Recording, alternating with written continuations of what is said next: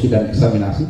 Akan tetapi tetap tujuan kami adalah bagaimana mencegah tindak pidana korupsi yang ada di Indonesia ini, khususnya kalau di Gorontalo Utara berarti saya sendiri di Gorontalo Utara. Jadi seperti itu. Misalkan kayak kami ada juga bidang kan Perdata dan Tata Usaha Negara. Bidang Datun juga ini kan dia bertindak sebagai JPN, Jaksa Pengacara Negara. Biasanya mungkin ada bapak-bapak ibu-ibu pernah dengar pendampingan. Itu pendampingan. Jadi kami itu mendampingi proyek-proyek yang ada di GoHut, termasuk Dinas PU, Dinas Pendidikan, proyek-proyek yang miliar bahkan puluhan miliar itu kami dampingi.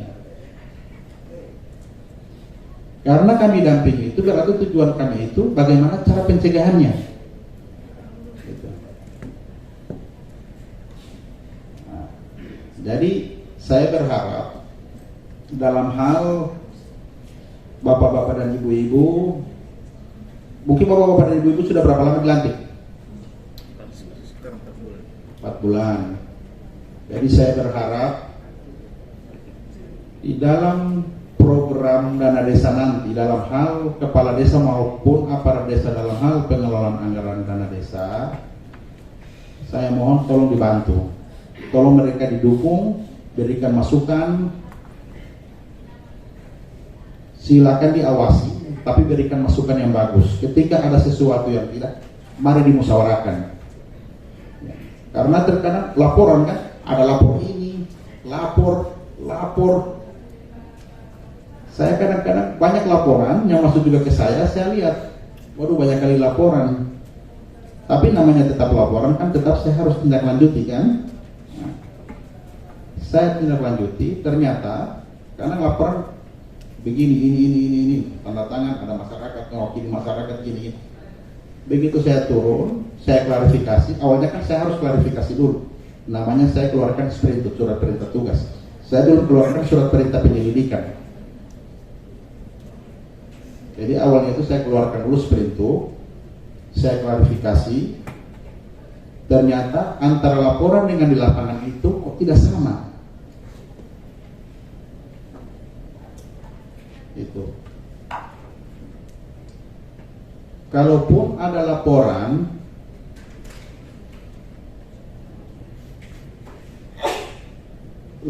dengan di lapangan walaupun sama, kadang-kadang juga itu bukan suatu perbuatan tindak pidana korupsi. Jadi kalau tindak pidana korupsi itu juga harus kita lihat dulu mens reanya. Mens rea itu niat jahat. Niat jahat dari orang yang melakukan satu kejahatan tindak pidana. Jadi karena tindak pidana korupsi itu dia bunyinya itu ada bunyi unsur dengan sengaja. Beda dengan tindak pidana dengan menyebabkan kematian kayak laka lantas itu kan kealpaan. Itu perbuatan tidak disengaja. Tanpa disengaja sehingga timbul akibat. Misalkan laka lantas kan, itu kan tindak pidana kealpaan. Tapi kalau tindak pidana korupsi itu dia harus perbuatan material maupun formil itu dia harus ada mens reanya, dia harus ada niatnya dulu. Sekarang kadang-kadang juga dia tidak punya niat, tapi ternyata di lapangan apa direncanakan dan apa di lapangan itu berbeda, sehingga berubahlah struktur yang ada di perencanaannya. Tapi anggaran yang terserap dengan fisik di lapangan sesuai. Gitu. Dan itu kebanyakan begitu. Kadang-kadang kan mereka bikin jalan setapak menuju ke sana, jarak 500 meter dengan lebar misalkan 3 meter. Ternyata kalau 500 meter itu tidak akan cukup untuk akses pertanian, harus ditambah 200 meter, sehingga volume yang 4 meter dikurangi menjadi 2 meter. Oh, orang lapor, Pak, itu Pak di RAP saya sudah baca, saya sudah lihat 4 meter, tapi di lapangan yang jadi 2 meter. Setelah saya turun memang benar, tapi panjangnya bertambah. Banyak lah, pokoknya banyak lah. Kalau saya cerita mungkin saya diberikan waktu mungkin nggak cukup kalau saya cerita. Tapi kalau memang benar-benar aparat desa melakukan perbuatan tindak pidana, saya juga tidak sungkan-sungkan, saya juga tidak. Dan sampai dengan sekarang ini saya menjabat sebagai kepala seksi tindak pidana khusus di Goro, aparat kepala desa ya, kepala desa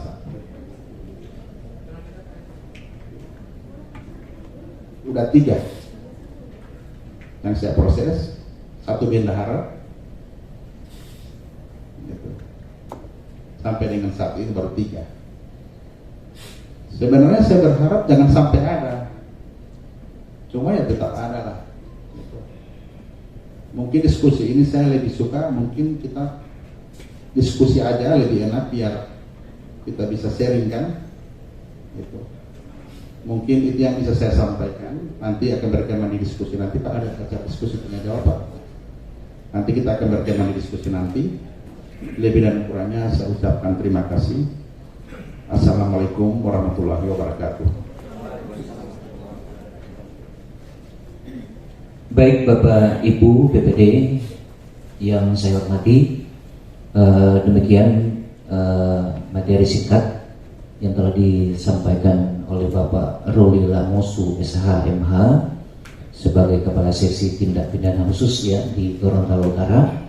Jadi menurut beliau bahwa lebih baik kita buka diskusi ya, buka diskusi, dan diskusi pada kesempatan kali ini kita buka 3 orang Pak ya, 3 orang kita buka diskusi boleh juga ya. Ini kan ada 6 desa. Mungkin dari desa Tolango, ada yang mewakili dari desa Tolango? Boleh? Oke, ada 1 dari desa Motilango. Ini dari desa mana?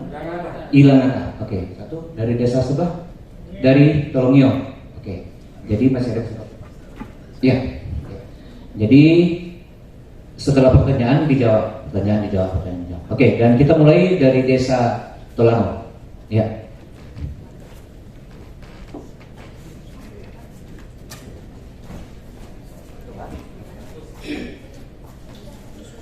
Perkenalkan diri dari BPD mana ya, dari desa mana?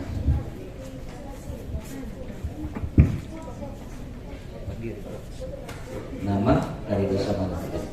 Oke. Berdiri ini Pak, duduk saja Pak, biar lebih nyaman. Bismillahirrahmanirrahim. Assalamualaikum warahmatullahi wabarakatuh.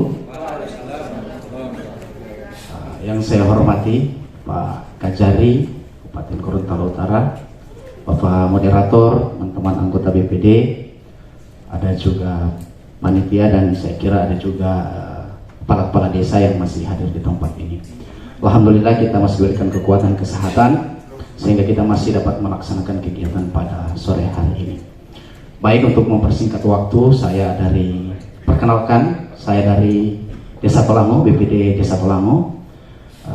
Nama saya Nur Sidik Muhammad, biasa dipanggil Sidik Muhammad.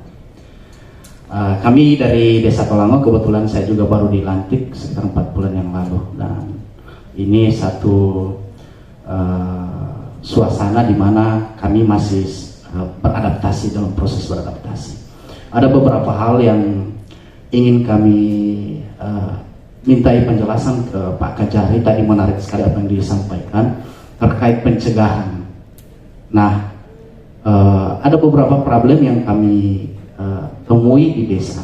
Yang pertama, dengan kapasitas tugas pokok dan fungsi kami sebagai BPD itu secara regulasi, kalau kita lihat berdasarkan regulasi itu sebetulnya spesifik, tetapi fakta hari ini itu masih terdapat perbedaan pendapat antara kami dan pemerintah desa. Misalnya contoh yang paling umum, ini tentu bukan hanya terjadi di Desa Tolango. Saya disclaimer dulu bahwa apa yang saya sampaikan ini bukan merupakan satu kasus yang khusus, tetapi saya kira ini juga menjadi kasus yang nasional.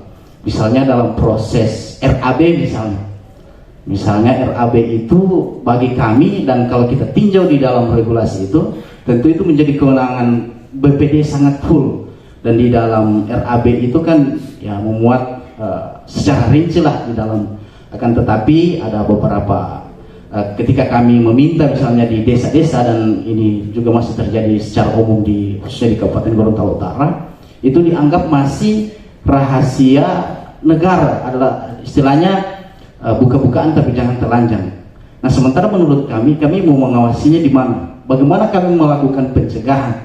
Sementara ya menurut kami dengan proses terbuka, kalau perlu kita telanjang, itu secara psikologis seharusnya sudah menekan, akan meminimalisir hal-hal yang kita tidak inginkan. Nah, bagaimana kami sebagai BPD untuk meyakinkan pemerintah bahwa sebetulnya ini diatur, atau bagaimana kira-kira sebetulnya kami menafsirkan ini, karena seharusnya menurut pemahaman kami kita berada di satu regulasi, satu payung, satu rel, harusnya kita punya pemahaman yang sama. Tetapi fakta hari ini akan berbeda-beda. Ada beberapa teman-teman yang kami sharing secara internal dari teman-teman BPD yang ada di tempat lain juga kasusnya sama.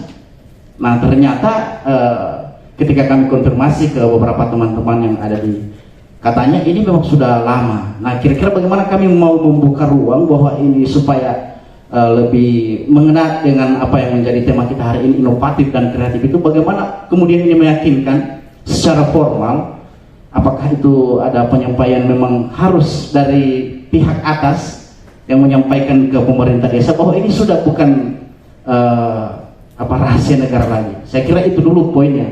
Jadi ada penghalang, ada sekat antara kami untuk menafsirkan regulasi berbeda-beda. Saya kira itu dulu Pak Kajar sementara. Terima kasih. Oke, baik. Baiklah, saya akan mencoba menjawab pertanyaan dari Pak siapa? Oh, Pak Sidik. Kalau Pak Sidik saya ingat Pak Wakil Pak Hamzah Sidik.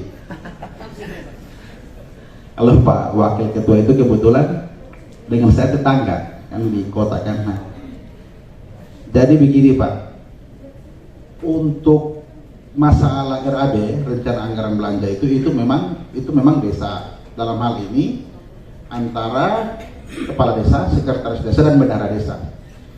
Itulah tupoksinya kepala desa. Nah, kalau Bapak memang kapasitas sebagai BPD, Bapak juga harus melihat tupoksinya Bapak. Nah, tupoksi itu tugas pokok dan fungsi. Maksudnya begini, aparat desa itu, mereka itu diberikan kewenangan dan itu dijamin oleh undang-undang. Itu kewenangan mereka. Bapak juga diberikan kewenangan sebagai BPD, ya kan? Bapak tinggal melihat kewenangan Bapak itu apa saja yang tidak diberikan oleh aparat desa. Jangan sampai kewenangan Bapak ini hanya sampai di sini. Saya kasih contoh, tapi Bapak sudah sampai ke sebelah, ya kan? Sehingga pada saat Bapak dilantik, Bapak Ibu dilantik itu, Bapak harus pahami dulu tugas pokok dan fungsi. Itu yang utama dulu. Tugas pokok dan fungsi itu kita laksanakan itu dua. Satu, jangan melampaui kewenangan kita. Yang kedua, tidak melaksanakan tugas kita. Cuman kalau menyangkut masalah aturan untuk RAB untuk harus diketahui oleh itu saya belum tahu. Cuma yang jelas, aparat desa itu diberikan leluasa, diberikan kewenangan sepenuhnya dalam hal ini untuk mengelola anggaran dana desa. Dan tujuannya untuk masyarakat. Gitu, Pak. Kemarin Bapak dilantik 4 bulan yang lalu ya. Bapak punya SK. Di SK tergambar enggak tupoksinya Bapak? Ada Pak. Ada berapa item? Coba tupoksinya Bapak. Yang saya ingat ada fungsi pengawasan di dalam. Oke, fungsi pengawasan. Kemudian ada merancang peraturan desa. Dan ada beberapa item itu di Permendagri. Tetapi arah pertanyaan saya itu saya kira begini Pak. Di dalam Permendagri itu, khusus kami internal BPD dan pemerintah desa itu, di dalam proses musyawarah desa, pengelolaan anggaran desa itu selalu ditetapkan dengan peraturan desa. Nah, peraturan desa itu dibahas bersama pemerintah desa, kepala desa dan BPD. Ya. Ya. Nah misalnya contoh RKPDes. Ya. Nah di situ diikat dengan peraturan desa yang dibahas bersama kepala desa. Nah di dalamnya itu memuat dokumen RAB. Nah yang terjadi hari ini pemerintah desa itu agak ketakutan mau kasih ke BPD soal RAB yang harusnya tadi kami sebagai pihak yang mengeluarkan produk hukumnya tadi kan harusnya kami tahu lampiran di dalamnya itu. Kami paham bahwa kami tidak akan melampaui fungsi kami sebagai BPD, kemudian tiba-tiba kami menjadi kejaksaan atau tiba-tiba kami menjadi inspektorat, tidak. Tetapi saya kira secara psikologis mungkin ini akan mencegah lebih awal, karena misalnya ada BPD yang tahu kan awalnya ini Pak kalau mau diturun, mungkin kalau mau ditanya sekarang tidak ada yang ngaku. Tapi saya kira fakta yang di lapangan itu terjadi hari ini. Sebelum saya menjadi BPD itu, ya curhat dari teman-teman BPD itu, mereka bahkan tidak mengantongi. Padahal di regulasi itu diatur. Nah kami sebagai BPD juga tentu tidak akan mendesak, karena kami tahu tugas pokok dan fungsi kami itu sebatas mengawasi. Meskipun niat kami untuk meminta misalnya dokumen tadi hanya sebatas pemenuhan administrasi tadi Pak. Nah kami minta semacam bagaimana tanggapan Pak Kajari ketika hal-hal itu terjadi. Misalnya contoh begini Pak, ketika kami mengeluh. Saya paham. Jadi begini Pak, aparat desa itu nggak ada aturannya untuk menyerahkan RAB itu ke BPD. Akan tetapi RAB-nya juga itu bukan suatu rahasia. Makanya saya bilang, apakah dalam hal ini pemerintah desa atau diatur dalam undang-undang tentang desa, ketika kegiatan-kegiatan yang menyangkut mengelola anggaran dana desa, apakah dari masalah perencanaan sampai masalah RAB, apakah semua dokumen itu harus wajib diserahkan kepada BPD?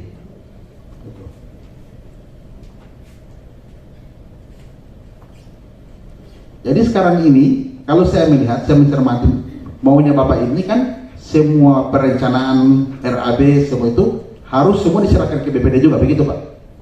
Secara regulasi seperti itu Pak. Itu bukan kemauan saya. Artinya di regulasi itu melampirkan. Kayak contoh begini Pak. Misalnya hari ini kita melakukan musyawarah KP, kita bentuk dalam Perdes, kan akan dibuka dengan Perdes diikat.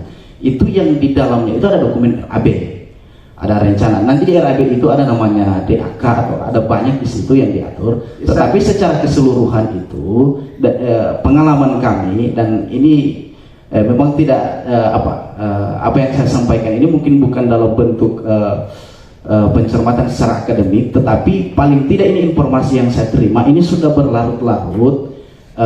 Pemerintah desa itu seolah-olah tidak mau memberikan itu karena dianggap ini sesuatu hal yang menjadi rahasia. Jadi begini, tidak sembarang Pak katanya. Jadi begini Pak, ini bukan rahasia. RAB bukan rahasia. Cuman di dalam aturan juga kepala desa itu tidak punya hak, tidak punya kewenangan, harus memberikan kepada BPD.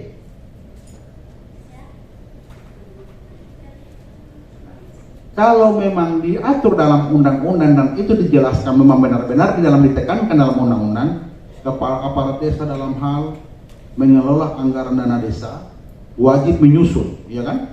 Menyusun ini dari perencanaan, ya kan? Dari RAB sampai pelaksanaan, dan semua laporan dari tahapan awal sampai tahapan akhir harus diserahkan kepada BPD. Itu berarti hak Bapak mereka tidak penuhi. Gitu. Sama dengan proses sidang Pak, saya bawa berkas perkara. Sebelum saya sidang, ini berkas perkara ini saya limpah ke pengadilan.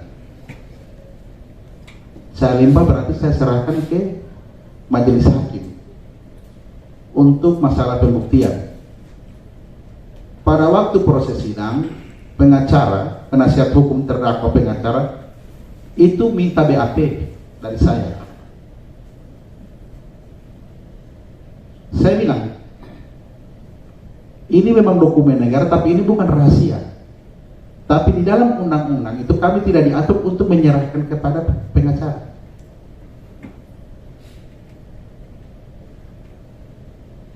Yang diatur itu saya harus menyerahkan ke majelis hakim, melimpahkan berkas perkara ke pengadilan.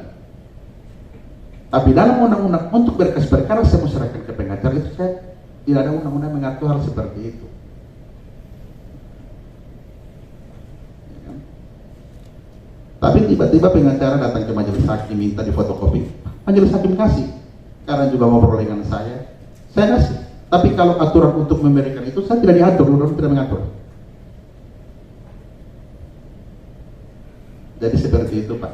Jadi saya minta Pak begini Pak, kita lihat dulu, maksudnya lihat dulu, Bapak lihat dulu, apakah wajib enggak dalam aturan, mau Perpres, Permendagri, mau undang-undang, kepala desa itu wajib menyerahkan dokumen dari awal hingga akhir kepada pihak BPD. Itu dulu Bapak cari dulu.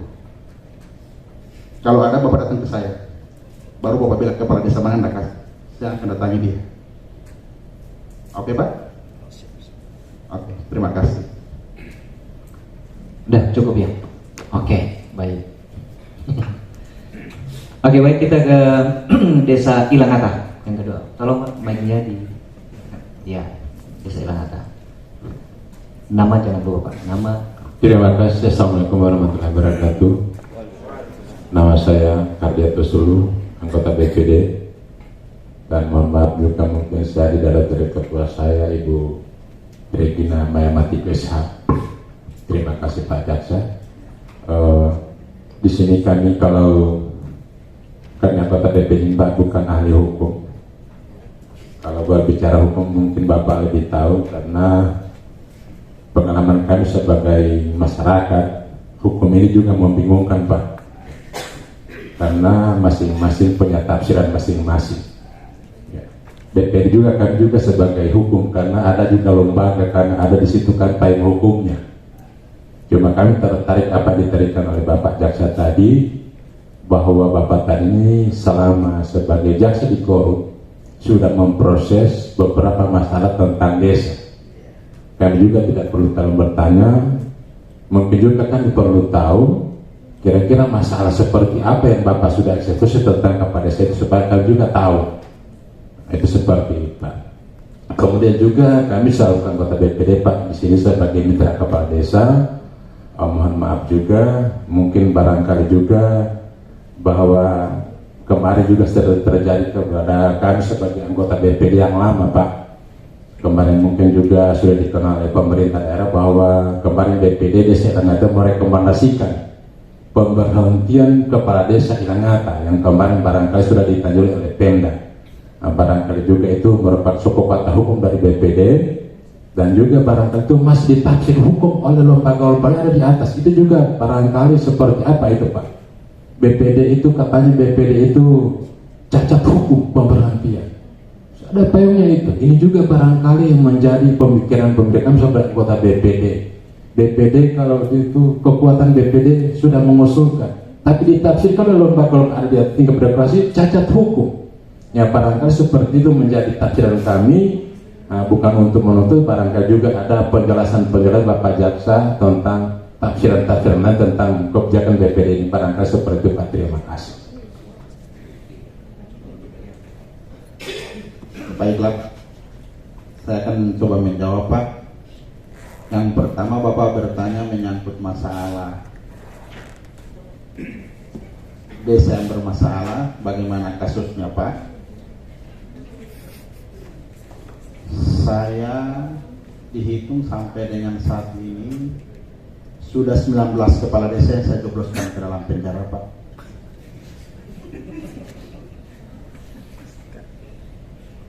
Di Gorut kebetulan kan saya bilang baru 3, ntar lagi jadi 4, mungkin 4, ada lagi 2 lagi, tapi saya tidak mau sebut. Jadi begini Pak, rata-rata penyalahgunaan dana desa itu Pak, itu tidak melaksanakan sesuai anggaran yang ada.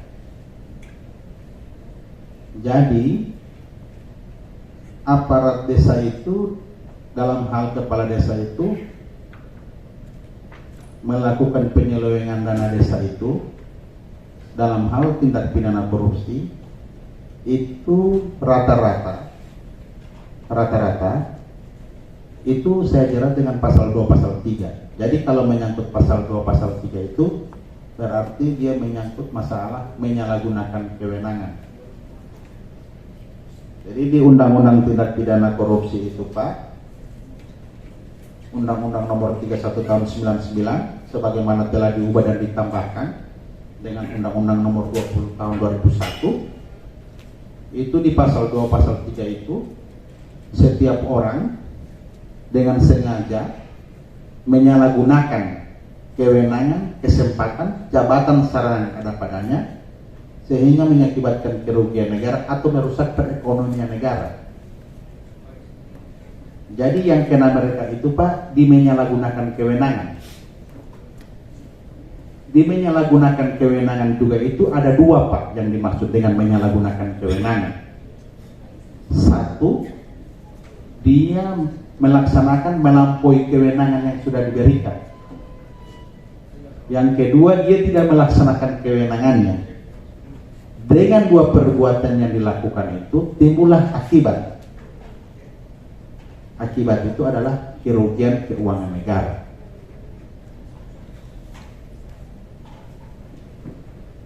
Ada juga kepala desa saya jerat juga dengan menyangkut pasal 12 huruf E. Kalau pasal 12 huruf E itu pemerasan dalam jabatan yang dilakukan oleh aparat desa. Jadi kalau pemerasan dalam jabatan, yang kena itu yang menerima itu gratifikasi Pak. Oh kalau Bapak tidak kasih duit sama saya, oke saya tidak proses. Bapak kasihlah. Itulah 12 huruf E. Beda dengan pasal 11. Kalau pasal 11 antara pemberi dan penerima sama-sama aktif. Ada kerjasama. Itu udang katang bakar robus merah dua-dua. Pemberi dan penerima sama-sama masuk. Jadi gitu Pak. Nah, terus yang kedua, pertanyaan Bapak yang pertama Pak ya. Terus yang kedua menyangkut pencopotannya DPD ya. DPD. Kalau itu begini Pak. DPD juga itu kan dilantik, ditetapkan. Tapi juga DPD juga itu hari ini dilantik, mungkin juga bisa dicopot. Kan nggak mungkin orang dilantik tidak bisa dicopot ketika ada bikin kesalahan. Kalau aturan berarti bisa dilantik tapi tidak bisa dicopot, waduh, jadi ketika orang dilantik bikin apa saja sudah tidak perlu dicopot. Saya juga Pak begitu Pak. Saya masuk di sini dilantik, disumpah semua. Tapi ketika saya bikin kesalahan, saya dicopot. Termasuk Pak Kajati, termasuk Jaksa Agung. Dilantik presiden, tapi ketika dia bikin kesalahan dia dicopot. Jadi biasanya yang mencopot itu dia melantik. Karena kewenangan itu diberikan dua pasti, melantik dan mencopot pasti diberikan ke dia. Ya kan? Karena Bapak kan tidak mungkin dilantik Pak Bupati yang copot Pak Camat kan, itu nggak mungkin. Itu saya tahu kalau aturannya begitu Pak. Yang lantik itu pasti juga diberikan kewenangan juga untuk mencopot. Itu mungkin itu Pak yang bisa saya jelaskan Pak. Terima kasih Pak. Baik, terima kasih. Sudah puas dari Desa Langata? Ya. Oke, baik. Ada pertanyaan tambahan. Oh, pertanyaan dari Langata juga. Oh iya, ada pertanyaan tambahan. Oke, silakan. Ya. Diskusi aja ini, anggap diskusi. Iya, iya. Terima kasih. Perkenalkan nama saya Suci Regina Mayamatiko. Saya perwakilan dari Desa Langata. Mungkin Pak saya kurang puas dengan jawaban dari Bapak terkait dengan kewenangan BPD untuk mengawasi penanganan masalah dana desa.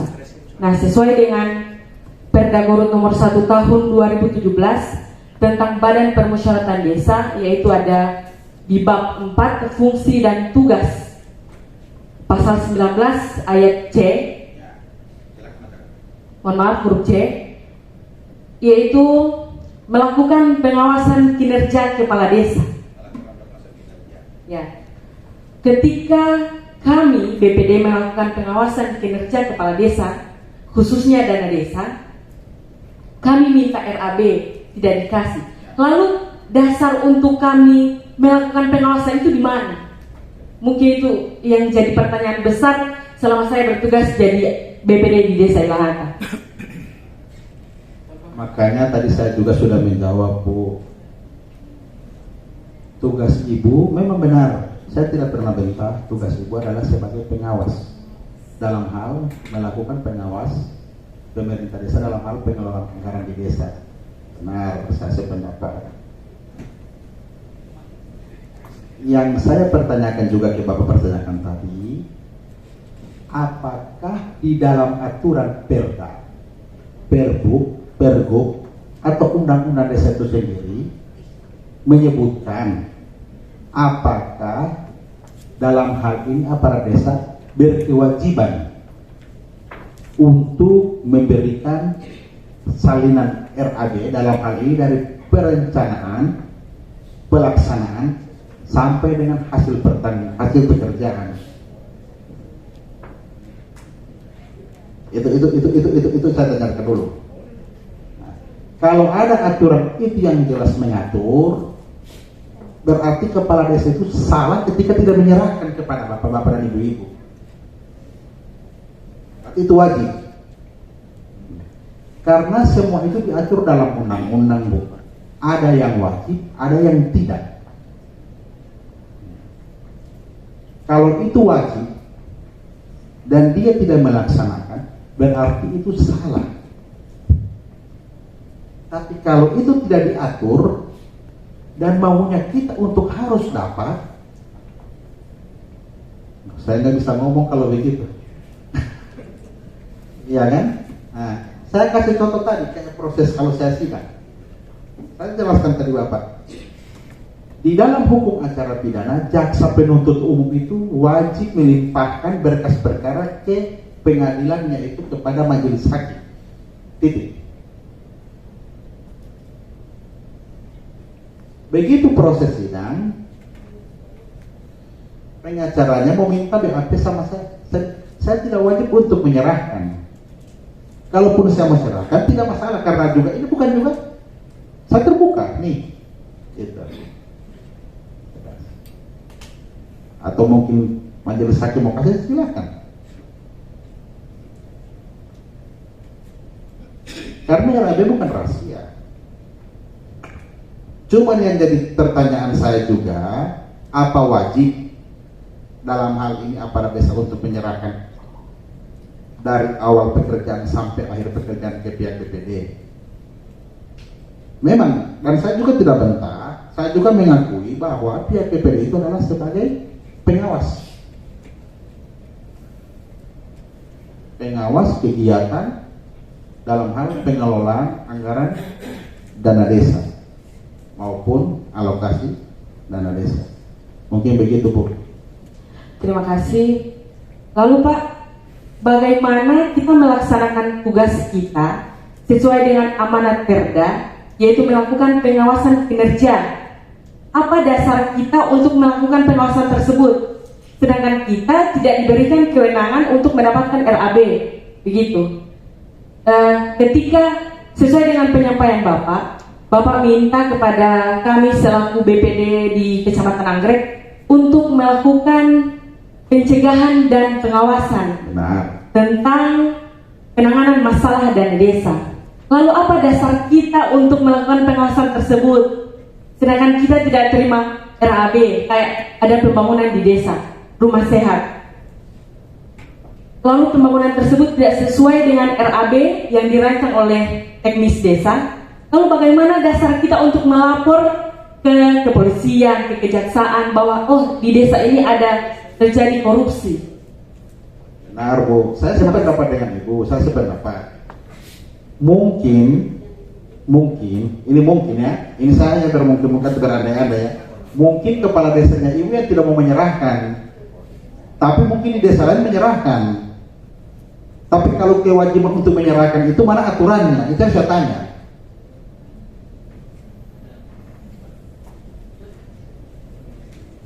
Berarti Pak, pada dasarnya perda tentang BPD ini butuh revisi kembali. Saya sependapat, biar Ya, jelas. biar jelas tugas dan fungsi kami itu di mana. Tugas kami itu sampai di mana batasannya begitu.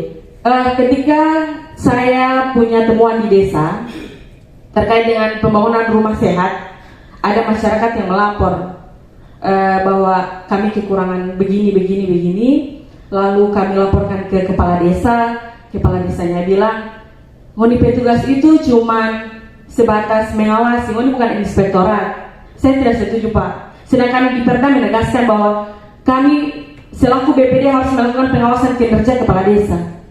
Mungkin itu. Terima kasih. Silakan Pak. Terima kasih Pak, kalau Ya, bisa. udah santai aja, kita ngobrolin. Kita sharing. Assalamualaikum warahmatullahi wabarakatuh. Waalaikumsalam warahmatullahi wabarakatuh. Ya, terhormat Bapak pemateri, ya, sempat hadir pada hari ini. Yang terhormat Bapak sebagai moderator dan teman-teman BPD Kecamatan Anggrek, Kabupaten Kota Utara. Perlu saya sampaikan bahwa apa yang disampaikan oleh ketua saya tadi bahwa terkait persoalan BPD itu tidak bisa melampaui batas ke dalamnya. Karena kenapa adalah karena ada aturan yang mengikat atau yang memfokuskan pada persoalan-persoalan yang tersebut. Oleh karena itu kita tidak bisa membalik telapak tangan atau merubah hukum atau merubah pasal-pasalnya. Sesuai dari pasal 55 itu persoalan adalah melaksanakan pembangunan desa, ada 3 ya. Tapi di sini dilahirkan ada huruf A sampai ke huruf A. Oleh karena itu saya memfokuskan bahwa kenapa apa yang disampaikan oleh Bapak tadi banyak kepala desa yang masuk penjara dan sebagainya. Kepala desa apa yang banyak kepala desa yang dimasukkan oleh Bapak ke penjara dalam hal ini penyalahgunaan dana. Ya. Tapi kuncinya saya memfokuskan bahwa kuncinya di sini adalah BPD harus kerjasama dengan kepala desa. Ya. Kalau masuk penjara sama-sama, kalau melakukan korupsi berarti masuk penjara sama-sama. Kalau tidak melakukan korupsi berarti tidak masuk penjara sama-sama. Karena kami sebagai BPD tidak bisa untuk bisa masuk ke dalam aturan kepala desa. Terima kasih. Saya kembalikan. Ini sebagai syarat Pak. Oh iya, terima kasih. Ada lagi? Ini dari ini Pak, dari apa ya? Tolongio. Iya, dari Tolongio ya. Silakan.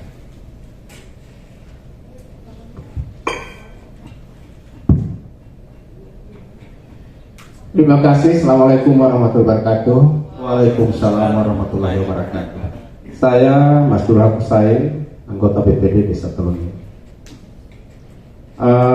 Kebetulan apa yang ingin kami tanyakan sudah ditanyakan oleh penanya-penanya sebelumnya. Jadi saya hanya ingin menambahkan, dan ini dalam bentuk pertanyaan juga.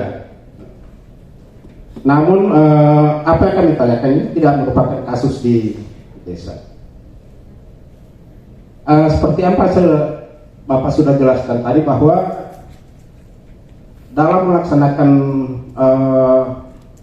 pekerjaan di desa, dalam hal ini misalnya program-program pembangunan, Bapak jelaskan tadi bahwa dari segi dari tahapan perencanaan sampai dengan pelaksanaan itu sudah tepat.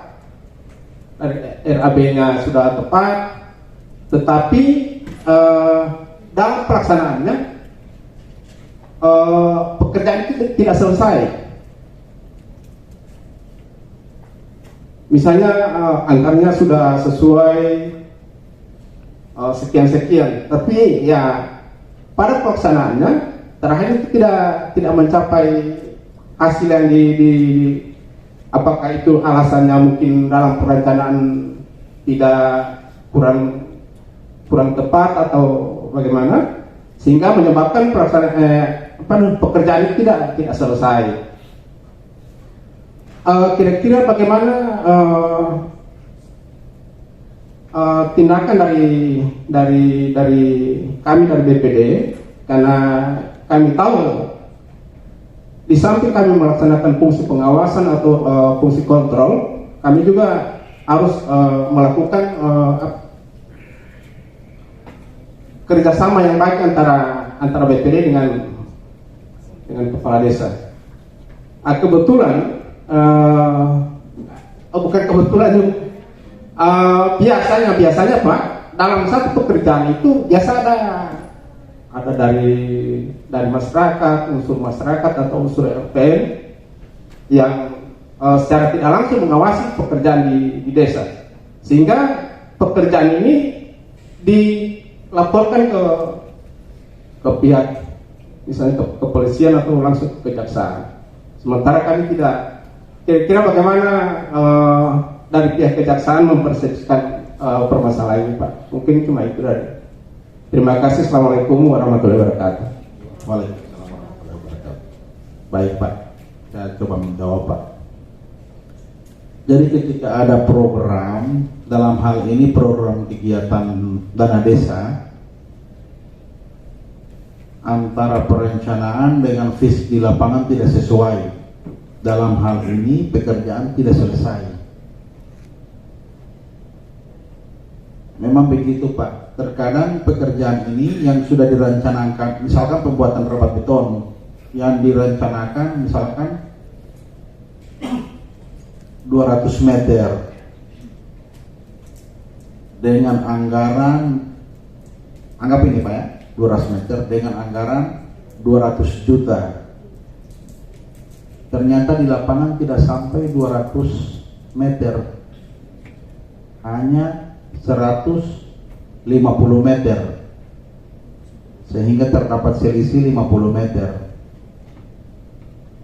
Di dalam perencanaan terkadang mereka merencanakan, ini biasa-biasa Pak ya, perencanaan tebal 15, lebar 2 meter. Tapi ternyata di lapangan tanahnya itu hitungan mereka itu lurus. Ternyata di lapangan tanahnya bergelombang. Ada yang naik, ada yang turun, dan paling banyak itu dia naik dalam hal ketebalan. Sehingga yang tebal yang seharusnya tadi saya bilang tebal berapa ya? 15. Karena ada tanah turunan, dia bisa naik lebar sampai 30. Sehingga jalan yang jadi yang seharusnya 200 hanya jadi 150 meter. Kalau untuk berbicara masalah hal seperti itu Pak, itu belum masuk ranah